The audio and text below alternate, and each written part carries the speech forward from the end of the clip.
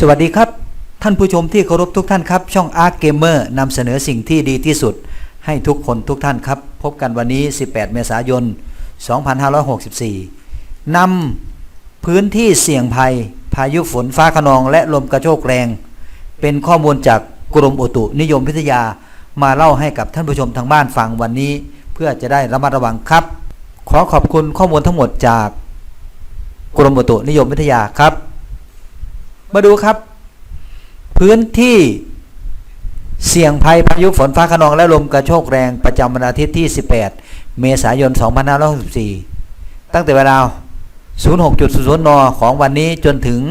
06.00 นของวันพรุ่งนี้ครับสีแดงหมายถึงเสี่ยงภัยสูงนะครับสีเหลืองหมายถึงเสี่ยงภัยปานกลางสีขาวปกตินะครับคำว่าพายุฝนลมกระโชกแรงก็หมายถึงเกิดฝนขึ้นมาอย่างกระทันหันเกิดลมขึ้นมาอย่างกระทันหันและก็ลมแรงจนถึงขนาดทำให้เกิดความเสียหายแก่ทรัพย์สินต่างๆแก่ผลผลิตทางการเกษตรนะครับได้นะครับจะสังเกตได้ง่ายๆว่าถ้า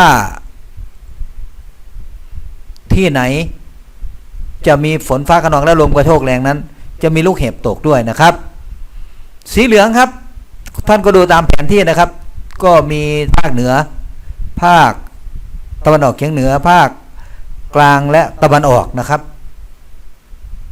ก็เกือบทุกจังหวัดเป็นพื้นที่สีเหลืองครับเสี่ยงภัยปานกลางในขณะที่ภาคใต้ทุกจังหวัดเป็นพื้นที่ปกติไม่น่าจะมี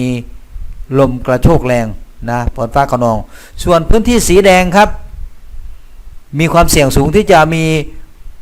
พายุฝนฟ้าคะนองและลมกระโชกแรงฟ้าร้องฟ้าผ่าลูกเห็บตกระมัดระวังอย่างสูงด้วยนะครับมีจังหวัดน่านจังหวัดอุตรดิตถ์สุโขทัยตากครับกำแพงเพชรพิษณุโลกพิจิตรเพชรบูรณ์นะครับนครสวรรค์อุทัยธานีชัยนาทลพบุรีโอ้หลายจังหวัดนะครับสีแดงเลยครับอ่านไปด้วยกันก็ได้นะครับเนื่องจากตัวหนังสือเล็กมากเราก็ตาไม่ดีแล้วตอนนี้ภาคอีสานก็มีแถบจังหวัดเลยหนองบัวลำพูขอนแก่นชัยภูมินครราชสีมาบุรีรัมย์นะครับสีแดงนะครับสีแดงคือเสี่ยงสูงนะครับส่วนสีเหลืองก็เสี่ยงปานกลางทั้งหมดก็นำมาเล่าให้ฟังนะครับสำหรับคลิปนี้นำเสนอไว้เพียงเท่านี้ครับแล้วพบกันใหม่ในครั้งต่อไปครับสวัสดีครับ